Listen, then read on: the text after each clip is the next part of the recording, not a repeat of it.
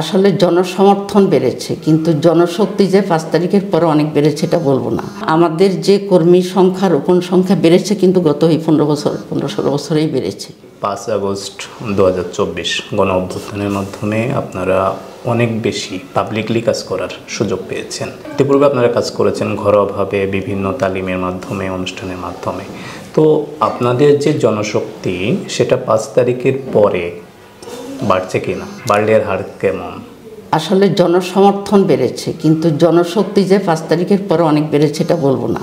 কারণ কি যে আমরা বিগত ১৬ বছরের স্বৈর শাসনে আমরা অনেক বেশি নির্যাতিত, নিষ্পেষিত হয়েছি, কিন্তু আমরা আমাদের দাওয়াতি কাজ বন্ধ করিনি, আমরা ইসলামের দাওয়াত দেওয়া বন্ধ করিনি। আমরা আমাদের কোরআন স্টাডি করা, হাদিস স্টাডি করা, স্টাডি সার্কেল করে বিভিন্ন বই পুস্তককে সেটা শিক্ষাগুলোকে আমরা হজম করার চেষ্টা করেছি, এবং সেটা খুব ছোট ছোট বৈঠকের আকারে আমরা করেছি।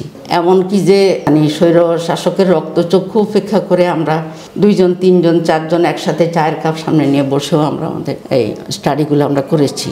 হ্যাঁ, পারস্পরিক মত বিনিময় আমরা করেছি। এবং দেখা গেছে কোরআন ক্লাস, এটা সাধারণ মহিলাদের কাছে খুবই ফেভারিট একটা জিনিস এবং খুবই হৃদয়ের আবেগের বিষয়, যে কোরআনটাকে সহি করে শিখবে।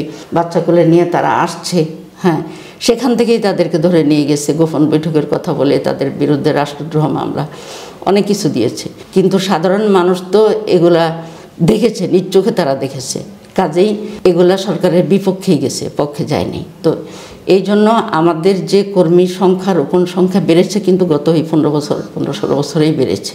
এখন নতুন করে বিশেষভাবে বাড়তেছে তা না, কিন্তু সাপোর্ট এখন অনেক বেশি হচ্ছে। যেমন দুর্বল মনের যারা, তারা তো ওই যে একবার কিছু মহিলাকে ধরে নিয়ে গেলে তো বাকিরা তো পিছিয়ে যায়। কেউ কেউ রিপোর্ট বই, নিজে রিপোর্ট রাখতো, সে রিপোর্ট বই ছিঁড়ে ফেলছে অথবা রিপোর্ট বই ফেলে দিছে। কিন্তু যারা বলিষ্ঠই তারা বলে এরা কি করবে, আমার বাসায় বই আছে, ইসলামের সাহিত্য আছে, ঠিক আছে, ইসলামের সাহিত্যগুলো আমি রেখে দেব। কারণ কি যে পুলিশ যদি সে নিয়ে যায়, আল্লাহ ওদের কাউকে হয়তো হেদায়েত দিতে পারে। এই বই পড়ার মাধ্যমে, এই কোরআনে হাদিস পড়ার মাধ্যমে আল্লাহ ওদের কাউকে হেদায়েত দিতে পারে। আমি এটা বস্তায় ভরে আমি এটা ওয়াশরুমে কেন রাখবো? কারণ এটা তো প্রতি অপমান করা হয়। সুতরাং এখানে ইমানের বলিষ্ঠতা যাদের আছে তারা টিকে ছিল, আর ইমানের দুর্বলতা যাদের, তারা পিছিয়ে ছিল। কিন্তু এখন আমরা প্রকাশ্যে কাজ করার কারণে, প্রকাশ্যে কাজ করার সুযোগ পেয়েছি। ১ নম্বর হলো আমাদের মেন্টাল স্যাটিসফ্যাকশন, আমরা বড় সমাবেশে মহিলাদের মধ্যে কথা বলতে পারতেছি। আর দ্বিতীয় হলো যে যেহেতু এখন ভয় কেটে গেছে, সাধারণ মানুষ তাদের আসল সাপোর্টটা প্রকাশ করতেছে, এগিয়ে আসছে। জনসমর্থন বেড়েছে, জনশক্তি হারটা আগের মতোই আছে। জি।